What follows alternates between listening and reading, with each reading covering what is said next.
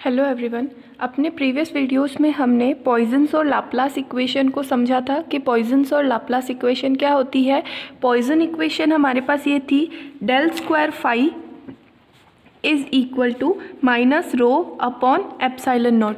और अगर हमारा जो सिस्टम है वो चार्ज लेस हो, यानी कि अगर रो ज़ीरो हो, तो del square phi is equal to zero. ये पॉइजन इक्वेशन का एक स्पेशल केस था और इसे हमने लाप्लास इक्वेशन नाम दिया था। ठीक है, उसके बाद हमने यूनिकनेस थ्योरम पढ़ी थी प्रीवियस वीडियो में। उसमें हमने ये देखा था कि किसी भी केस में लाप्लास इक्वेशन का मतलब एक पर्टिकुलर गिवन बाउंड्रीज के अंदर लाप्लास इक्वेशन का केवल और केवल एक ही सोल्यूशन हो सकता है, वही उसका यूनिक सॉल्यूशन होता है। ठीक है, आज हम देखेंगे कि अगर हमें कोई ऐसी प्रॉब्लम दे रखी हो तो उसके अंदर हम पॉइजन इक्वेशन को कैसे सॉल्व करते हैं। ठीक है, अब क्योंकि आप लोगों ने देखा था कि ये सेकंड ऑर्डर डिफरेंशियल इक्वेशन है, तो किसी भी प्रॉब्लम के अंदर या कोई क्वेश्चन दे रखा है, हमें कोई कंडीशंस दे रखी है, तो उसके अंदर हम इस सेकंड ऑर्डर डिफरेंशियल इक्वेशन को किस तरह से सॉल्व करेंगे उसको हम देखेंगे। तो हम आज एक स्पेशल केस कंसीडर करेंगे कि दो पैरेलल प्लेट्स के बीच में हम क्या करेंगे, पोटेंशियल और इलेक्ट्रिक फील्ड की वैल्यू को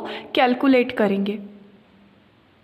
अब इस केस में इस सॉल्यूशन को निकालने के लिए या इस इक्वेशन को सॉल्व करने के लिए हम ये मान लेते हैं कि एक्स वाई प्लेन के अंदर हमारे पास दो प्लेट्स हैं, यानी कि ये दो प्लेट्स इस तरह से है कि जेड एक्सिस के तरफ, जेड एक्सिस के अलोंग ये एक दूसरे के ऊपर प्रेजेंट है। नीचे ये प्लेट रखी हुई है, ऊपर उससे डी डिस्टेंस पर ये वाली प्लेट रखी हुई है। ठीक है, और एक्स वाई प्लेन में है। ये जो प्लेन होता है ये कौन सा होता है, अगर इस तरह से कोई भी चीज़ रखी हुई है, एक्स और वाई एक्सिस है, और इस तरह से कोई चीज़ रखी हुई है, तो वो एक्स वाई प्लेन में होती है। ठीक है, तो एक्स वाई प्लेन में एक दूसरे से थोड़ी सी डिस्टेंस पर एक के ऊपर एक दो प्लेट्स रखी हुई हैं, जिनकी बीच की डिस्टेंस कितनी है, डी। और हम ये मान लेते हैं कि प्लेट 2 पर जो पोटेंशियल है, जो वोल्टेज है, वो फाई 2 है, और प्लेट 1 पर जो पोटेंशियल है वो हम फाई 1 मान लेते हैं। ठीक है, दूसरा चीज़ हम ये मान लेते हैं कि इन दोनों प्लेट्स के बीच में जो चार्ज डेंसिटी है वो रो है। चार्ज डेंसिटी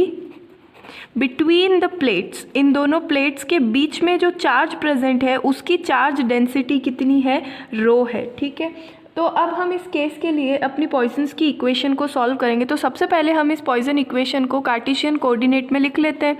तो d square phi upon d x square plus del square phi upon del y square plus del square phi upon del z square is equal to minus rho upon epsilon naught. यहाँ पर आप जानते हैं कि epsilon not की value होती है 8.85 into 10⁻⁻12 coulomb square newton metre square.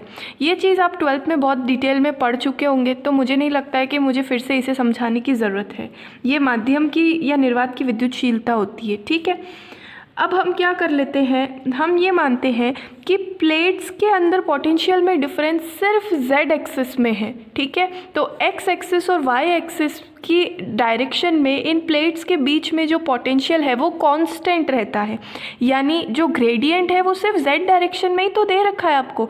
यहाँ पर इसका पोटेंशियल कुछ और है और ऊपर जाने पर इसका पोटेंशियल कुछ चेंज हो रहा है। लेकिन अगर मैं एक ही प्लेट की बात करूँ तो ये इक्वी पोटेंशियल सरफेस है। इसके एक्स एक्सिस में, पूरे ही एक्स एक्सिस में जो पोटेंशियल होगा वो कांस्टेंट रहेगा, फाई 2 रहेगा। और अगर मैं एक्स एक्सिस की बात करूँ तो इसके पूरे ही एक्स एक्सिस में भी हमारा जो पोटेंशियल होगा वो क्या रहेगा, कांस्टेंट रहेगा।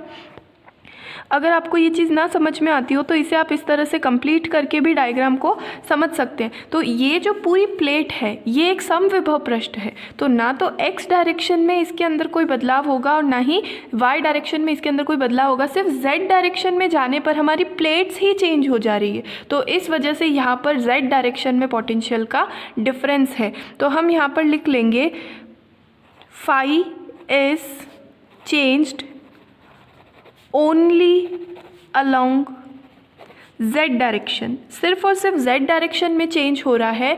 It remains constant in x and y direction. It remains constant in x and y direction. इस डायरेक्शन में ये क्या रह रहा है, कांस्टेंट रह रहा है। इस डायरेक्शन में इसके मान में कोई भी परिवर्तन नहीं हो रहा है, तो मैं ये चीज़ मान सकती हूँ d phi by del x, del phi by del x. जो डिफरेंशिएशन होता है बेसिकली वो उसमें उसकी चेंज को ही निकालता है, परिवर्तन की दर को निकालता है। तो अगर वो चीज़ परिवर्तित ही नहीं हो रही है यानी कांस्टेंट है, तो कांस्टेंट का डिफरेंशिएशन क्या होता है, ज़ीरो। तो उस वजह से हमें इस इक्वेशन में अगर मैं इस टर्म को और इस टर्म को ज़ीरो कर दूँ तो मुझे मिलेगा del square phi upon del z square is equal to minus rho upon epsilon naught. ठीक है, अब जो हमारी ये वाली प्लेट है पहली वाली, ये z इक्वल टू 0 पर रखी हुई है और उससे d डिस्टेंस ऊपर, यानी ये वाली जो प्लेट है वो z is equal to d पर रखी हुई है। तो अगर यहाँ से हमें फाई की वैल्यू कैलकुलेट करनी है तो हम इस इक्वेशन को क्या कर दें, डिफरेंशिएट कर दें। ठीक है, और डिफरेंशिएशन की लिमिट क्या हो जाएगी, 0 से लेकर के d तक। z की लिमिट्स क्या हो जाएंगी, सॉरी डिफरेंशिएट नहीं, इंटीग्रेट कर दे। ऑलरेडी ये डिफरेंशियल इक्वेशन दी हुई है ना, तो उससे अगर हमें ये फाई की वैल्यू निकालनी है तो हम इसको क्या करेंगे, इंटीग्रेट करेंगे। तो अगर मैं फर्स्ट टाइम इंटीग्रेशन करूँगी तो मुझे मिलेगा del phi upon del z is equal to, इसके साथ z नहीं है तो z ऐड हो जाएगा। ठीक है, और उसके साथ क्या आ जाएगा, एक इंटीग्रेशन कांस्टेंट आ जाएगा जिसे मैं लिख लूँगी C1। दूसरी बार मैं इसका फिर से जब इंटीग्रेशन करूँगी तो मुझे 5 मिलेगा। इसका जो इंटीग्रेशन हो जाएगा रो अपॉन एप्सिलॉन नॉट तो कॉमन है, z का इंटीग्रेशन हो जाएगा z square upon 2।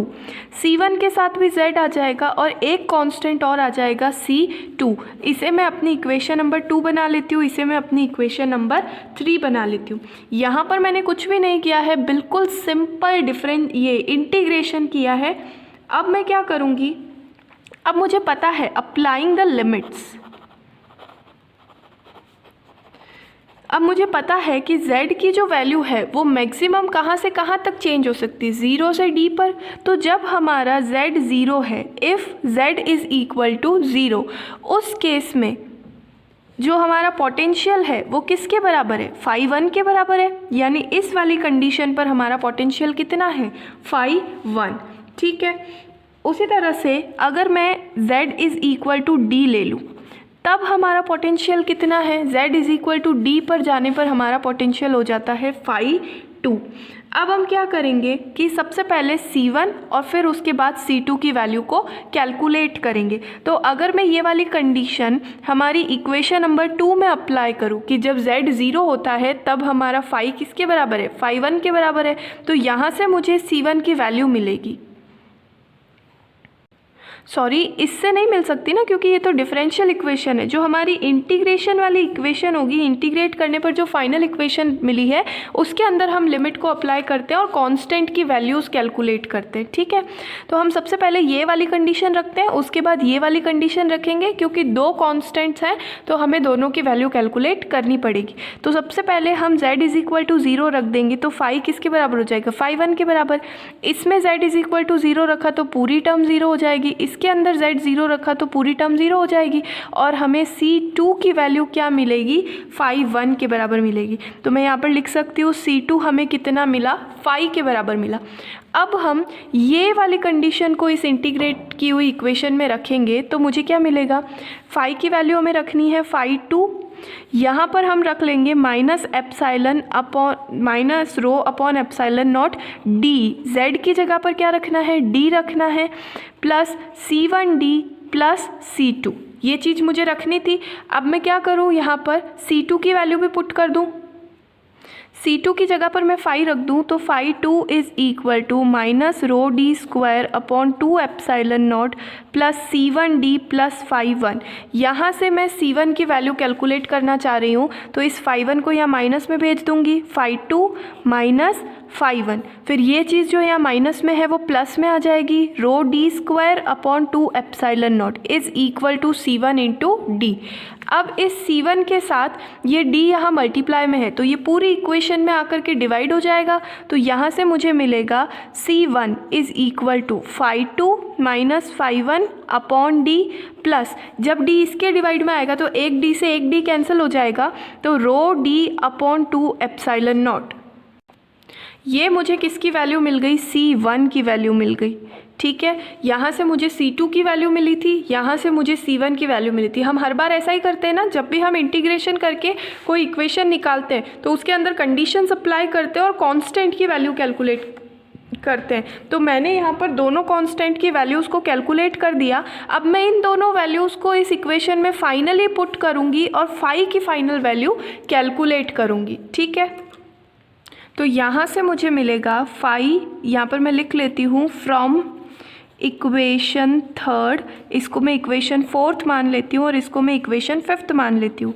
Equation third, fourth and equation fifth, मुझे क्या मिलेगा, फाई इज़ इक्वल टू, यहाँ पर क्या हो जाएगा, माइनस का रो upon epsilon not Z square by 2 plus C1 की जगह पर मुझे ये सारी वैल्यू पुट करनी है। तो क्या मिलेगा, phi 2 minus phi 1 upon d plus rho d upon 2 epsilon naught into z, C1 के साथ Z है, प्लस C2, और C2 की वैल्यू मुझे क्या मिली है, C2 की वैल्यू फाई 1 है। तो यहाँ पर मैं क्या लिखूँगी, फाई 1। अब बस मुझे इस इक्वेशन को सॉल्व करके थोड़ा सा अरेंज करना है तो मुझे पोटेंशियल की वैल्यू मिल जाएगी। तो इसको मैं थोड़ा सॉल्व करूँगी। तो सबसे पहले तो मुझे रो अपॉन एप्साइलन नॉट, इसके अंदर भी रो अपॉन एप्साइलन नॉट दिख रहा है, तो इन दोनों टर्म्स को मैं साथ में लिख लूँगी। तो यहाँ से अगर मैं इस टर्म को लिखूँ तो ये मिलेगी rho d z upon 2 epsilon naught, और यहाँ से मिलेगा rho z square upon 2 epsilon naught. उसके बाद बचेगा phi 2 minus phi 1 into z और अपॉन डी, इसको मैंने इस तरह से लिख लिया और ये मुझे मिल जाएगा फाई 1।